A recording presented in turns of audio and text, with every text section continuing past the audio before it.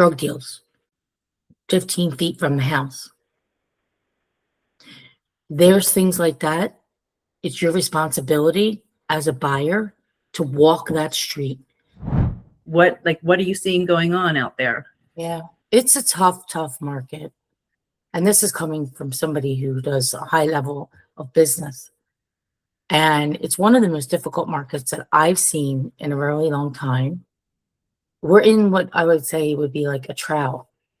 Like you have people that we thought sellers that were going to come off the fence this year and closing that gap from under the 5% rate, which hasn't happened. Someone has a property that either you pick your example that you want to use, but like squatters, or that it's been sitting on the market with another agent for a while, those kinds of situations. So it's all different, but I'll give you the people that had been on the market are the ones right now that I'm listing the most. Canceled listings, expired listings. They still want to move forward. It's the ones who raised their hand this year and thought maybe it's a good idea and then kind of took a pause. Yo, Philly landlords, welcome back to another edition of Real Landlording Philadelphia, where we cover all kinds of topics about landlording in Philadelphia, investing in Philadelphia, and everything you need to know and do in Philly to be a great landlord, maximize profits, work well with tenants, find good contractors, and all of that. As many of you know, we have a website, reallandlording.com, and you can find all kinds of free resources and tools that you can use anytime to learn about the compliance issues, legal issues, finding contractors, and all kinds of things like that. And today on Real Landlording Philadelphia, we're going to be talking to Maria Quattrone. Many of you probably know her because she's been in the business for quite a while. Maria is one of the highest producing listing agents in Philadelphia, with 192 listings in 2025, in a market where the national median is about 2 per agent. With 23 years in real estate and 34 years in sales, she's built a disciplined, repeatable system for generating and converting listings, scaling from 130 listings in 2023 to 160 in 2024 to 192 in 2025. She remains actively in production while also coaching agents, hosting live events, and running a podcast with over 375 episodes. You guys gotta watch. There's a lot of golden nuggets that she drops with all of her guests in those. Maria is with LPT Realty today, and she joins us this morning to share a lot of great information. So I want to welcome Maria, and I have my first tough question because I'm not gonna go easy on her. So Maria, it's the same market, it's the same economy, it's the same interest rate, but some agents are only doing 2 deals a year and you're doing close to 200. So can you tell me how you make that work? Great question. Well, first, thanks, Cheryl, for having me on this morning. I'm excited to speak with you and hopefully give a lot of golden nuggets and knowledge today. But so in real estate, math is the path. You need to know your numbers. You need to know how many conversations you need to have in order to turn that conversation into an opportunity to help somebody buy or sell real estate. And I know my numbers. So if you want to do X, how many sales, however many that is, it doesn't matter what the number is. It matters how many conversations that you need to have in order for that to happen. And conversations start with picking up the phone, sending a text message. But, if you look at it, you never went to a settlement that didn't start first with a conversation. And I still find in today, we are real estate salespeople. That's our job, and I call myself really a guide, to guide people through the process and it starts like not right now. It's the compound effect over many days, months, weeks, and years of doing this consistently. You're not going to go from 20 listings to 100 listings in 1 year. Probably not, unless, you land one big client or something and they have 100 listings to sell. But it's the trend, it's the progression over time that makes that happen, and being super organized and having systems in place. I think that is critical to that. Also, when I'm conversing with people, it's really important that transparency and being truthful and honest and integrity with them at all times, and telling them what they need to hear and not what they want to hear. And that's really a big difference, because I have people that come back to me over years and years and years and years because of that trust, because of the guidance, because of having that hard conversation, and because I understand the market. I understand the market absorption rates. I understand what's going on in the market, and being able to explain that to people in a concise manner. And so these are all elements to go and have a lot of opportunities. Also, building your brand, being authentic, being you. I'm the same person right now on this podcast as I am in the office, as I am at home, as I am when I'm traveling abroad. The same Maria. There's no change. So I think that's definitely how you and I connected. I think I've known you for just a couple years now, and yeah, you're always that same person. I love talking to you and getting the insights that you have, which are really genuine and transparent. And one of the main reasons I wanted to have you on the podcast is because we're all trying to figure out what's going on in the Philly market right now. It's a very confusing time. I feel like we're in some kind of moment. And I wanted to ask you, what is the state of the Philadelphia real estate, particularly the residential market, obviously? Yeah. And what are you seeing going on out there? Yeah, it's a tough market. And this is coming from somebody who does a high level of business. And it's one of the most difficult markets that I've seen in a really long time. We're in what I would say would be like a trout. Like, you have people that we thought, sellers that were going to come off the fence this year and closing that gap from under the 5% rate, which hasn't happened. There's a big, and I can tell you, our market in Philadelphia breaks right after the Super Bowl. So by the end of that week of the Super Bowl, it was bustling. And then it was bustling for next week. And then February 28th, the Iran war happened. And even the next week, it was still bustling because people weren't really 100% paying attention that much. But once the war continued, we saw a major slowdown in sales in Philadelphia. And I could say this year, so I track everything I do. And I have a big whiteboard in my office that's it's the size of a wall. I had my husband paint it for me. And on my whiteboard, in fact, we had a little event at the office yesterday, and I had a colleague of mine who was in town from Westchester. She's also Sharon Mercer from Gary Mercer Group. And I showed her my board, and I had 195 listing appointments this year already. And I did not take 195 listings so far this year. I didn't even take half of that. And they're in all different states of problems. They can't make a decision, tenant issues, squatter issues, don't know if they should sell or buy or what, a state of no movement, a state so can you tell me, how do you what's the process that you go through with somebody like that to help them come to a good decision? So if someone has a property that either you pick your example that you want to use, but like squatters, or that it's been sitting on the market with another agent for a while, those kinds of situations. So it's all different, but I'll give you the people that had been on the market are the ones right now that I'm listing the most. Canceled listings, expired listings. They still want to move forward. It's the ones who raised their hand this year and thought maybe it's a good idea, and then kind of took a pause. So I'll give you an example of there's so many. I have so many examples. Let's say expired listing this week. I had a call. from a friend, a broker who is in Margate, New Jersey. They have a client who is listed with another agent. They canceled that contract. Speed is incredibly important. I talked to them Friday night. I made an appointment to go see them at their house on Monday morning at 10 o'clock.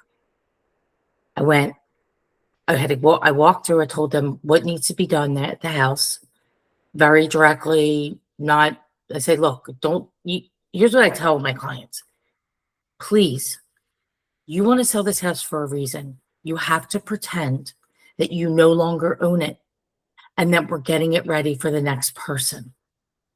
And if you can remove your emotions from the sale, you're going to have a better outcome. Because someone like that must be very happy to meet you and hear these things and be carefully guided. Because if they had an expired listing, it means somebody wasn't helping them figure out how to get their property sold, basically, correct? Correct.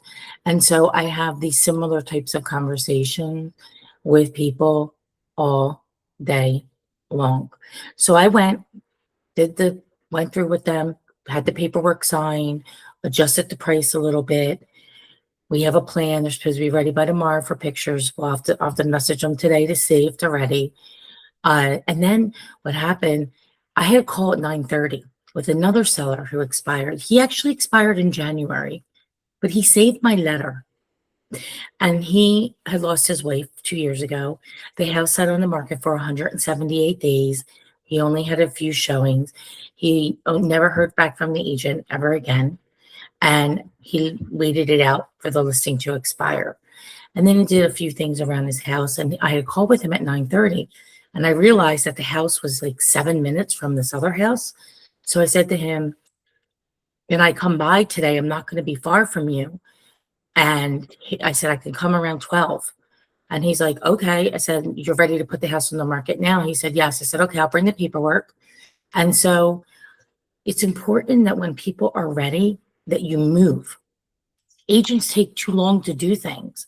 Like somebody else can come in and help them. Now, in these cases, they were waiting for me. Like he had that letter in January. He saved it. That happens a lot. They saved my letter. And then they look me up and then they call me and I speak with them and then usually they sign. So these people are ready. It's like a whole nother other group of people that are just stuck. And a lot of it's psychology. It's what's happening. A lot of our audience, sorry, but a lot of our audience are obviously investors, they're landlords, and it's a very different experience, I think, from people who are selling their own home. I mean, different in all kinds of ways, different from a business sense, different from an emotional sense. So for landlords who want to sell their properties now, what is that process like? And I understand there's all different types of situations, but there's a lot. I'll give you another example. I met with a couple weeks ago. I was on my way to Miami for a little trip with my husband, and I got a call into the office, a referral. And this particular client had been on the market. It was a tenant occupied property that now became vacant, but a higher end property, 800,000. And it was on the market for 4 months. I said, okay, well, let's schedule a time. I talked to him for like 45 minutes in the airport. Okay. I could have been like, I'll call you later when I get off the plane, but I didn't. He called into the office at 9:30. After I went through security, I called him and I sat there and spoke with him for 45 minutes till I got on the plane. By the end of that conversation, he understood that I know exactly what needs to happen for this house by the conversation that we had. And so on Tuesday, I had made an appointment to meet with him. I go to the house. I walk through. I'm like, first of all, I walk up to the door and there's 2 trash cans sitting in the little alcove and like a Santa Claus. I'm like, what the? There was no picture of the front of the whole front of the house. I go in, as I'm walking through, I turn every light on. There's 8 bulbs out. There was little things that are extremely important in today's environment. Either you're going to have like a shithole house and that'll sell at the right number. It's what we call them, like the houses that need renovation. I hope that's okay. The technical term, yeah. And or your house is a house that should be ready for a buyer, and the buyers are so particular. In fact, days on market is upwards of 70 plus days on the market. I had my own house that we put up as a rental property. We updated it, we put it on the market, a first-time buyer, 215 house, West Oak Lane, 56 showings till we got a full price offer in 40 days. 56 showings. Wow, that's a lot. It's a lot. It had a small kitchen, nothing we could do about that. And so a lot of people that were coming had families. And the person that ended up buying it is a VA loan, and we accepted that for full price with a seller assist. And it's one person. So sometimes you need enough showings to find that right buyer.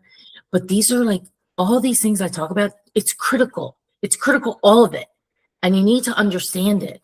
And I'm having a lot of conversations with owners of properties right now. They are burnt out. They are tired. It's not like a mass exit. It's a slow burning trickle of people who are just tired. And they're tired of the system. Some are exiting their portfolio, selling them off one by one. You know, and I'm actually meeting with a client on Monday where he has a large, semi-large portfolio in Temple University area. And when I first put a property on the market for him about a year and a half ago, we sold it in about 45 days or so. It went to contract. And then the next one was under contract, and that contract fell out. And that one's still on the market. And when I originally looked back at the market absorption rates, it was like 16 months of inventory. So I'm meeting with him to discuss this portfolio and how we're going to create a plan, strategy for exiting. And when I looked at the numbers the other day, there's now 30 months of inventory in multifamily in this price range in the Temple University area. Yo, Philly landlords, just wanted to ask you for a moment of your time.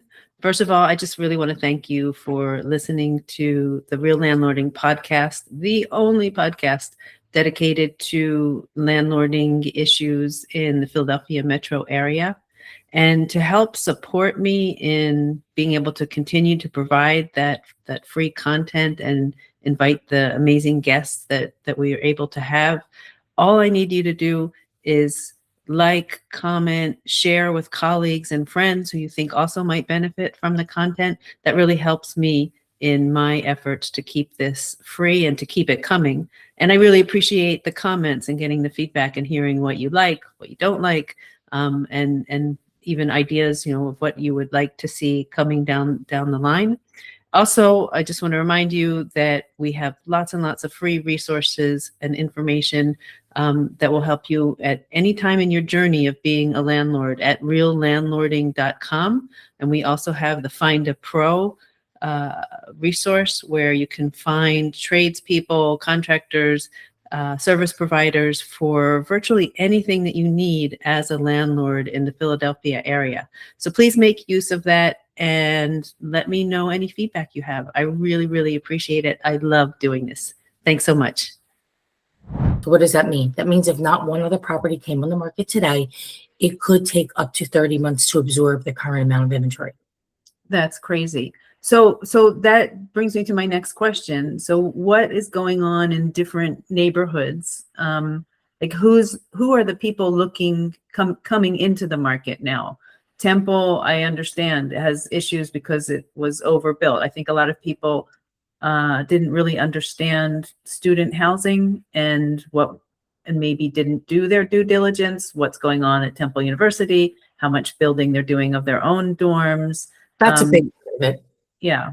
So can you give some examples of different neighborhoods, talking about the Temple neighborhood, but other neighborhoods where maybe I don't know, there are landlords selling and they do end up like what you said you did with your own property, selling to a first home buyer. What are Mhm. some of those trends that you're seeing? Absolutely. So let's talk about the market index in Philadelphia right now.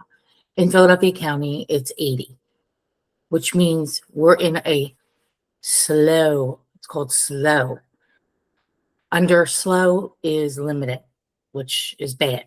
Slow is not good. We should not be in the slow market in April. Do you attribute that in part to the interest rates? I think it's the overall buyer and seller sentiment. I think that the rates, if you are a first time buyer, the fluctuations that are happening are small, but these people are stretched for money. They're getting grants. They're putting together literally, I call it bubble gum and paper clips to buy a house. Like the deals are very difficult. Last year, there was more deals that fell out than any year. I mean, this is a national statistic than in many, many, many years. We don't even know how long, a lot. And so when I saw that happening last year and they're falling out between inspections, people losing jobs, not having the right mortgage in place to begin with. So they never really could have bought that house to begin with.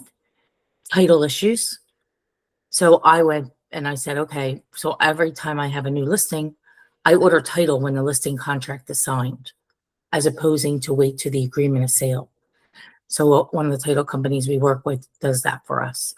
So we're getting title in while the property is still in the market, or maybe it hasn't even launched yet because sellers are giving repairs or whatever they're doing. So that will eliminate any kind of issues. And it did. I have a property that the seller found out the deed was never recorded properly. And excuse me. So she would be unable to clear title. So we hadn't even yet put the property live on the market. So it took her about 2.5, 3 months or so for her to fix that issue. Now it's ready to go to the market. But had I put that property under contract, sold it, and we wouldn't have known about that title issue until a week before closing, because that's when title lets us know about whatever's going on. And we had deals last year that fell out because the sellers forgot about some money they owe people, liens, judgments, all kinds of stuff, old mortgages, you name it. And in Philadelphia, there's a lot of tangled titles. This is not unusual in investment properties in Philadelphia, lots or properties that were inherited. So everything is like, there's so many details to it.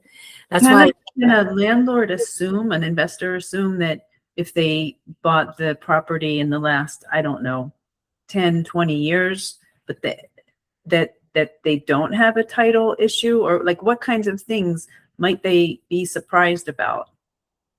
A lien, a judgment they forgot about. Oh, they didn't pay the taxes. The taxes are now, they didn't pay their IRS. Now there's a lien from the IRS. Now, some people know about it and they just don't tell you. They think somehow it's going to disappear. And this is part of it. They're not truthful. Other people, I've had a situation where it came up, there was an old mortgage on this triplex in West Philly. And it was from the 90s. And the mortgage company closed. And the title company wasn't existent. So we found this out not even a week before closing from title. And we weren't going to be able to clear title.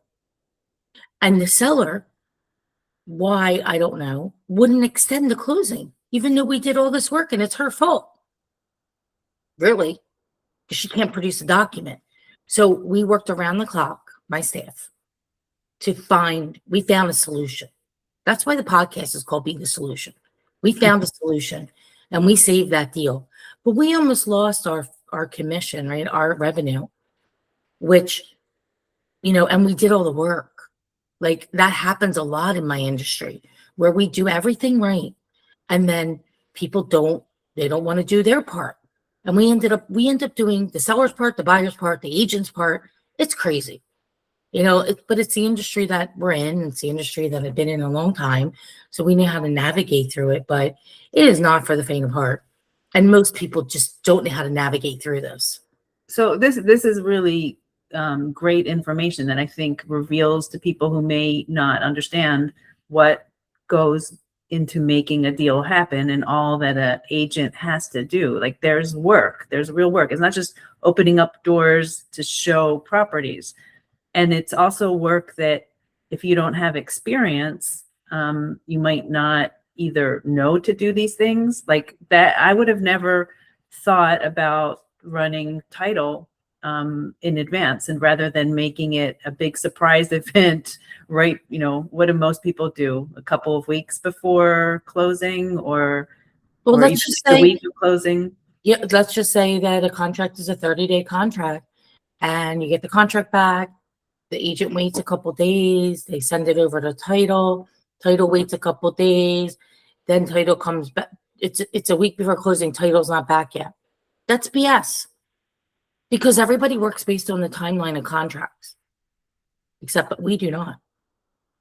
It's about being proactive. I want this information up front. Some clients, I even talk about doing inspections up front. Having the inspection done, especially if I think we're going to have possibly a multiple offer situation. This way inspections can be waived because we gave you the inspection up front. Now I know I have a solid deal. The only thing left is there a mortgage or not? And even when we have contracts come in that have mortgages, which most of them do, we literally call the lender, have a conversation on the phone, not text, not email, on the phone with the lender. We want to know that that buyer is fully underwritten, that they're not pre-approved, that they're approved.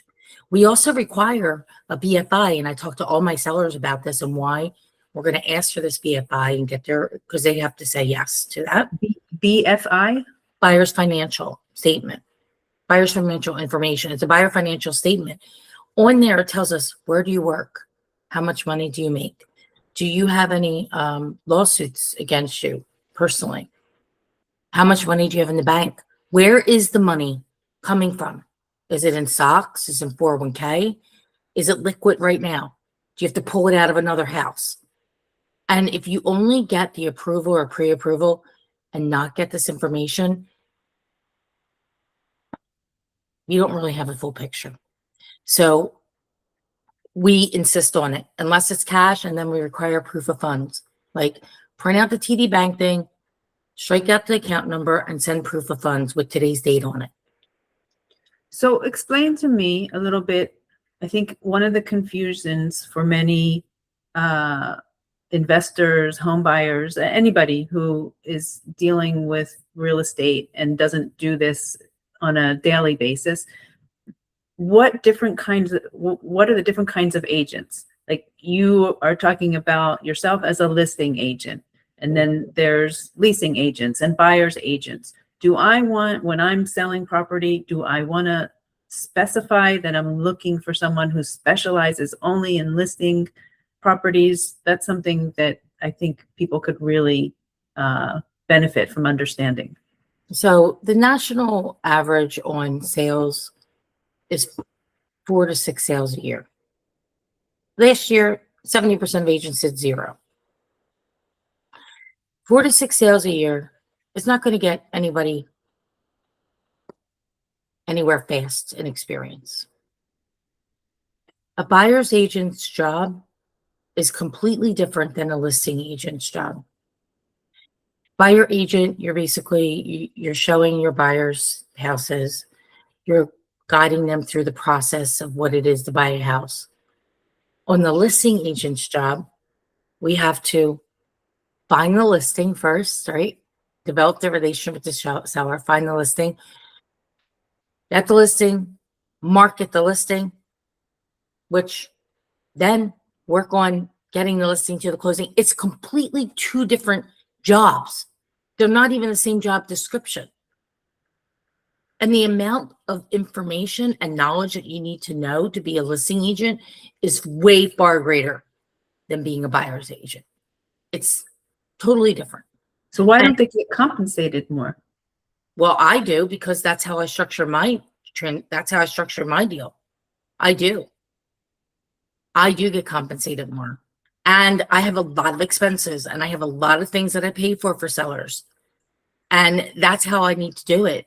Like in order to get these properties sold. Now I'm doing Zillow Showcase. It's very expensive. I do now 3D. I always did 3D tours since before COVID. So I do 3D tours. I do floor plans. Now I do 2D floor, 2 and 3D floor, 2D, floor plans. Zillow Showcase, which if you're not in the top 10% of agents, you can't even get access to Zillow Showcase. Okay. And then there's the way even a description is written. I even have like a 3-page document that I wrote, how to write a proper listing description, like line by line, detail by detail, and all the elements that go into putting this into the MLS. And so there's so many things. There's like home warranty. Every house should come with a home warranty. Costs nothing to advertise it. Only if they're getting it at the end. And it's negotiated into the contract, right? Also, there's so many tiny little details when even presenting the house and how when you walk through, even online, you go to most houses, you can pull up any house on one of these portals. I don't like talking about them, but the portal. And you can click on the picture and you cannot tell where that room is in the house. But the seller wouldn't know that because they live in the house. So let's just say you're coming from Dallas and you're clicking, you're like, is this the primary bedroom? Is this the small bedroom? What is this room? Where is it located? Is the laundry room on the second floor or the third floor? Obviously you could tell if it's in the basement, but like these details and when you're even putting pictures in, does it flow with the house?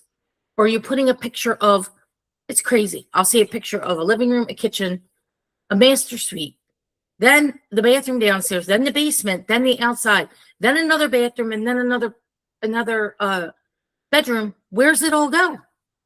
How is that walking through a home? There's so many details that I would tell you 99.5% do not do. Right. Well, you're already telling me things I wouldn't have thought about. So when for investors and landlords or wannabe investors, who should they be looking for when they want to buy properties in Philadelphia? Are there people in your office that do specialize as buyers agents? And what are the questions that investors should be asking in order to find out if they're working with the right person? Oh, absolutely. It depends on where you are in your journey. Are you buying a house that you want to flip? Are you buying a house that you're going to hold? Are you buying multifamily? Are you buying portfolio? What's your risk tolerance? How many times have you done this? Do you want to do new construction? Are you buying land to hold? Are you buying commercial property for your business? And is it the agent's responsibility to figure out if it's a good investment, if it makes sense financially? It's the buyer's responsibility. It's not the agent's. A lot of people don't realize that they're not hiring a financial advisor. Yes, it is the buyer's responsibility. It's not the agent's responsibility. I have a listing where, I didn't take the listing, and I'm going to tell you why.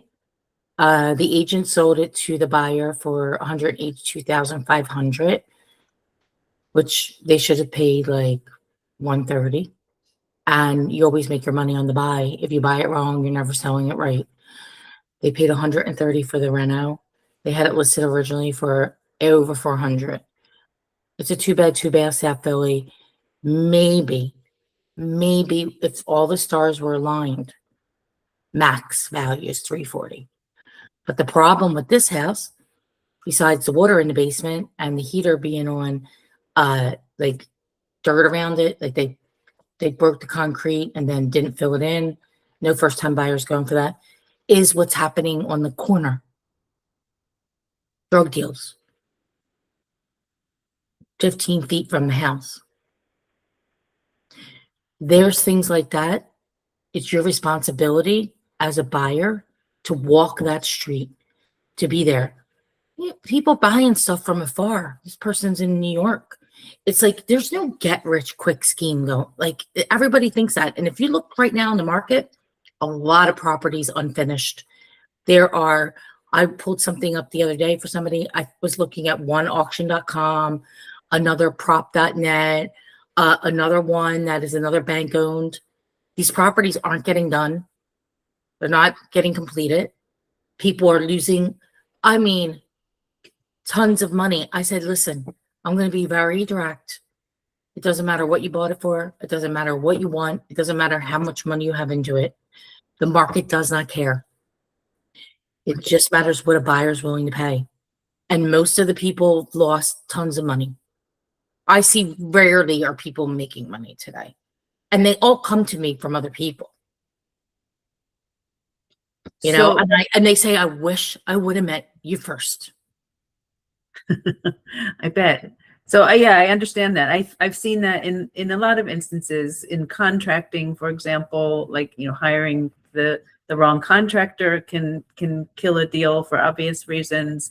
And people just don't realize how important on every aspect in real estate, due diligence is important. So it starts with the due diligence of who you're working with, who your agent is, whether you're buying or selling, and then who you're working with to, if you're doing a rehab, who you're working with to actually do the work. And if you don't understand everything about structures and finishes and everything that goes into doing a rehab, then you better be working with someone who's really, really trustworthy. You see people doing it remotely. I don't know how they do that in a city like Philadelphia. I mean, there's a lot of things that, you know, I kind of call it the wild, wild west. When you try to do a lot of business in Philly and you have to know everything in order to minimize your risk. So one of the things that I've always wondered about is all of the flips that go on. And then if you know to look and you see no permits have been pulled, right? Do you see, like, you as an agent, if someone is looking to buy like turnkey properties, for example, and so they go into a property, it looks beautiful because it was just finished a week ago. So it hasn't had a chance to get any wear and tear and to really be used. Do you as an agent take responsibility to look if permits were pulled and this property should be, I don't even know what the legal implications are of that, but it's going on a lot in Philadelphia that huge rehabs are being done without any kinds of permits. And if people don't understand what that means, to me, it means that the work was done. Nobody checked whether it was done properly to any extent. So nobody knows if this is a safe building, or, you know, what kinds of risks the buyer is taking on by buying it. Excuse me. It's in the seller's disclosure. When you fill out the seller's disclosure, it says it asks the questions. So it should all be in the seller's disclosure, whether what was done or not done. So that's something that we would lean on. You know, if you're representing a buyer, I generally wouldn't be representing that person personally. I would probably be more representing the seller. But in that case, you know, when we're talking with the seller, it's like, hey, what things did you do? What did you not do? Every situation is different. And not everybody, some people, you know, if you're doing like a gut rehab to the studs, I hope that you pulled all the permits if you're taking a property down that far, you know, but it should all be in a seller disclosure, and it can easily be looked up on Atlas. Right. But a lot of people don't know that. They see a shiny new house, looks really appealing, new floors, new kitchen. It's got HVAC, everything going for it. They don't know that they need to check, or even what they're checking for and what the meaning of it is. So Well, part of it is, you know, it's you really need to know who you're working with. And one of the things I would say would be, I would ask that agent if they have another job. And most of them have other jobs because they can't make a living in real estate. And if you have another job, they're probably not the right agent to be working on. I would look for somebody who has experience, or at least works on a team with people with experience, a lot of experience in an environment like today, not like 2021 when things were flying off the shelf like crazy. But today it's even more critical that that happens, because we're in such a very difficult environment, very volatile, and experience matters. You know, think about it when you're going to go to like an attorney or a dentist. There's ones that cost, you know, $200 an hour, and there's ones that cost $1,000 an hour. There's a reason why. for We're all sure. not we're all not created equal from a standpoint of experience and time. And you know, that's something that it kind of is frustrating too for me. People say, well, the other person was only charging X. I'm like, how'd that work out? How'd that work out? Because you didn't pay them anything. And Right. you only pay us when it closes. And so, you know, I'm very like, my fee's my fee. Like, it is what it is. I have a portfolio right now of houses that but we just got an offer on Friday. We're putting it together for a 1031 exchange. And it's 6 duplexes. So that's our buyer, that's our seller. Dual agency, we do that. But if it's Are like a people out there looking for portfolios? 1031 exchange, they have $1 million that they're closing on Monday that they need to deploy. And so the numbers make great sense in this case for that. And the duplexes are only about maybe 6 years old. So that's a nice investment. It's not an old building. It's all the units except for one are occupied. You know, it's turnkey for somebody. So yeah, they are not flying off the shelves like crazy, but they are still transacting. Mm-hmm.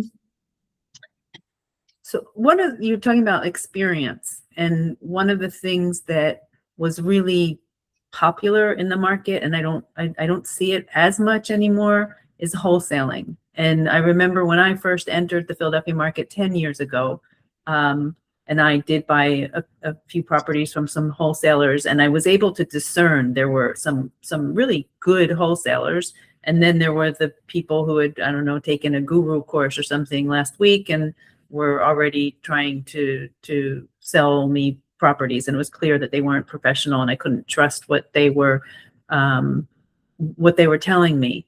What are you seeing in wholesaling, and what do you say to people who say, I'm not buying on market, I only buy off market, as though that's just a fact that I'm going to get better deals if I buy off market? Well, I disagree with that, because a lot of the wholesalers put the properties on the market. They call me all the time. Oh, I saw that you sold a property. Do you have a buyer? I'm like, I'm like, no, I don't have a buyer right now. I don't want to be involved for lots of reasons. And definitely there were more 10 years ago. In fact, I used to work with a lot of sellers who had property, vacant land, or, you know, property that we could sell to an investor, and then the investor would build it, or, you know, do a rehab and flip it. And so our inventory was built from our inventory. And then with all the wholesalers coming in, that market for us realtors kind of dried up. And so the consumer, though, was getting the short end of the stick, because they didn't realize the fees that they were taking on it. And I had people that said, and I had people right now that still come say, I had a contract with somebody and they were paying X. And I'm like, that's a retail price. And I don't even think it's going to sell at that price. Like, they put it under contract for a retail price, they're not going to be able to flip it. So there's a wholesaling. If you're purchasing it and buying it is one thing, and that was what wholesaling really was, and either flipping it or holding it. But then there came in with the assignment, and the assignment is this is why I'm against it. It's like you got a contract signed, you have no intention on closing it, you're assigning it to somebody else. You actually don't even have the money to close on it. And you're taking that contract and you're assigning it to somebody else for X. You know, the city, there was so much like taking advantage of sellers on this. The city then said a couple of years ago, you have to have a real estate license to wholesale. And is that happening? Is that what? Oh, it's a law in Philadelphia. You have to have a real estate license to wholesale. Now, are some people doing it without it? Sure, just like anything else. But yeah, you're required to have that license. Okay. To not take advantage of people. And it was, you know, the little old lady in West Philly or South Philly or wherever who could have gotten a much, much higher going on the market. You know, there could be a place for it. Somebody that needs money fast. Maybe there's a place for it somewhere, but you know, overall, I'm not real gung ho on it. Yeah, I guess what I've seen that some of the more savvy wholesalers, so they approach it as that they're solving a seller's problems, that the seller doesn't have to worry about anything. They don't have to. They'll make sure they get some money for moving. They'll take care of emptying the house, all kinds of things. We do that too for people. We have a cleanout service that will charge on the Ulta. Like, you don't need to go that route, you know, and exposure always gets you more money, right? If you're exposing it to one person versus exposing it to hundreds of people searching, you're always going to get more money.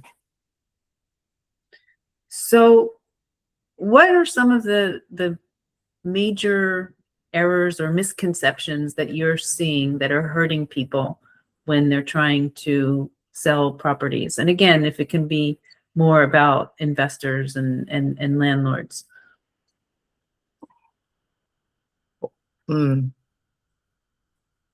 Having tenants in a property that are Section 8 that are long-term leases and they're paying only X and they want XYZ for the property. The numbers don't make any sense. Another investor can't buy it because there's not enough money to cover. There's no upside. There's no cash flow. So that is something that I see. Like, I spoke with somebody at the end of the year and I said, is your lease over? She wanted to sell it right away. She's like, in June. I'm like, we can't get you this number that you want with the property being tenant occupied. Now, if it's not tenant occupied, a first time home buyer can buy this property. And that's how you would get that number. That's an issue. Having uncooperative tenants is another issue. I had a property that is tenant occupied. It's in Point Breeze. It's 8 years old, and it was brand new construction. And so the property without the tenants is worth about $525. With the tenants, it's not worth $525. You can't sell it with the tenants because there's not enough income. But what happened when I went there is that the tenants decided to make a 4th bedroom in the basement and close up, put a wall up where the staircase was, put a door up. And I'm like, I was questioning it because it didn't look right to me. And then they said, oh, well, my dad came in and did this. And the owners didn't know. I had to be the one to tell them.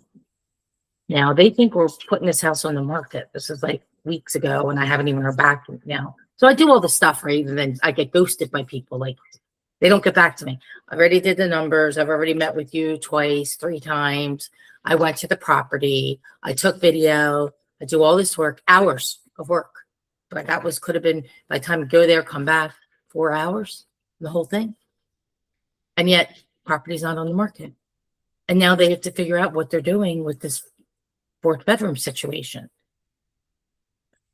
Yeah, I can imagine that happens a lot. I have also similar to contractors who have told me that, especially with remote investors, that they feel like they're being used as a way to get like a free set of eyes on a property, that people are not being transparent and they're sending contractors over to properties supposedly for estimates. They get pictures and find out everything about their property and then ghost the contractor. There's really a problem with that, and the whole, the free estimate, or what people think of agents, that they expect to get a free tour of the city from their agent, and an explanation about the nuances between neighborhoods and things like that. It definitely is a problem. So moving on and heading towards wrapping things up, is there anything that we haven't covered that you think it's really important for investors to know, like the things you talked about, having tenant occupied properties? That maybe is something that's important for investors to understand when they want to sell. Should they always aim to sell it vacant? Are there situations where it does make sense? Like if they're getting great rent, everything's wonderful about the property, for whatever reason, they just need to get out of the market. Is that okay? Usually with single family properties, most of the time it doesn't make sense, the numbers, unless they bought the property a long while ago. Multifamily, different story. 3 units, 4 units. We sell those tenant occupied with rental income all the time, because there's enough. You have now 3 or 4 units that is bringing in income. The thing with the tenant occupied properties, it's also different for every landlord, every owner. Some will be like, I can't vacate it because I don't have the money and I'm paying a mortgage. And that's a very different situation. So we try not to, give advice to anything that's going to hurt them more. But we also have to be direct and tell them, look, here we are then. This is what it's going to be. And most of these properties need some kind of updating to them. A lot of people, when they can't sell a property, and I've seen this over the last several years, they can't sell it because what they put into it and what they purchased it for doesn't equal the sales price. It's less. And so they may have loans and they don't want to bite the bullet. And so they prolong it by putting a tenant in there. And then the tenant decides not to pay the rent. So, or tenant does pay the rent, but this landlord's also paying. So the tenant's paying, but not enough to cover. And I say to people, how long do you want to do this for? And they'll say, well, next year will be better. I'm like, I don't know. I don't think next year is going to be better. I said this last year and the year before, based on what I see and based on the sentiment in Philadelphia. I said, people don't want to lose money, but the reality is it happens all the time. All the time. And real estate is not I'm always going to make money. I mean, most people don't make any money. That's the truth that nobody wants to say. Just like the truth that nobody wanted to say. And I came out on social media the other day and I said, the war in Iran is affecting home sales. I moderated a panel a few weeks ago. Not one person on the panel gave this information. And I didn't want to put them on the spot, but people are afraid to say that it's hard, it's tough. They don't want to look bad. I'm going to say it's hard and it's tough. And it requires more. It just requires more. It I'm requires. starting to understand why you said a lot of people tell you they wish they had spoken to you, years ago when they first started, because it's so important. I mean, I hear you totally and love it that you're talking about the truth, and that's why, like, I call it real landlording, because it's real. You have your podcast Be the Solution, because to be a solution, you need to be dealing with and recognizing what's really happening and not sugarcoat it and pretend. So I love this. I love what you're revealing to our audience, and I would encourage people who are considering selling, for whatever reason that they're considering selling, that they reach out to you. So how do people find you? Yeah, they can email me at Maria@CallMQ. They can find me at my numbers, 215-607-3535. Just ask for me. The problem, my office is like tough. They'll ask questions. They'll say, your name, your number, your email, because we log everything. We log every call in my office. That's like a whole nother thing I didn't even get into. Like it's just another level. And we answer the phone. I was just going to say that, and they can actually call and get a human being to answer them. We answer the phone. I'm on Facebook. If you message me there, I'll message you back. You can DM me. Yes. On Instagram, not as much as Facebook though, but you can reach me anyway, and I'm always happy to have a conversation, and just be ready for the truth. Be the solution. I can attest to everything that Maria just told you guys, that she is responsive and accessible. She is real and will get to the point and can really help you out. So Maria, it's been a pleasure. I'm really glad that you agreed to spend your Sunday morning talking to me, and I hope that people will discover, and look for you and reach out. For those of you who are watching, please like and share and comment so that more and more people can see the Real Landlording podcast, and we can have more great guests like Maria Quattrone. Thanks again, Maria. Have a wonderful day. Thanks, Cheryl. My pleasure.